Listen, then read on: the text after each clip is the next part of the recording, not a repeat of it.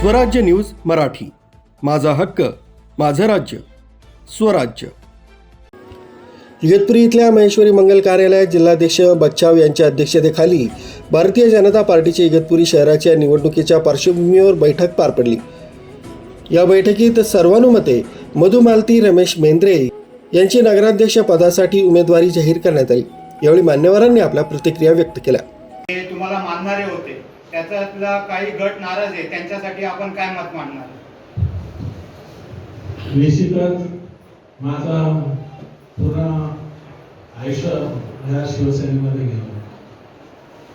या दरम्यानच्या काळामध्ये सर्व शिवसैनिकांनी मला मनापासून साथ दिली आणि अशा पक्षाला ज्यावेळेस आपण सोडत असतो त्यावेळेस स्वतःला सुद्धा वेदना होत असतात, त्याहीपेक्षा कार्यकर्त्यांना सुद्धा ही वेदना होत असतात।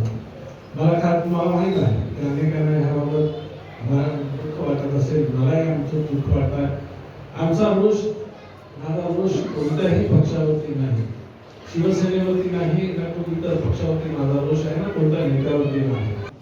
परंतु मला खरोखर सांगायला आनंद वाटतो की भाजप पक्षात आल्यानंतर मला अगदी आपल्या घरात आल्यासारखं असं वाटतंय, कारण प्रत्येकाच्या चेहऱ्यावरती मी बघतोय, प्रत्येकाकडे मी बघितल्यानंतर खरोखर मला मनापासून आनंद होतोय की कोणालाही म्हणजे माझ्या येण्याने कोणालाही म्हणजे उद्रेक नाही आहे, सगळ्यांच्या चेहऱ्यावरती आनंद आहे। मी म्हणून मनापासून परत एकदा भारतीय जनता पार्टी मी ह्या इगतपुरी नगरपालिकेवरती कारभार करतो।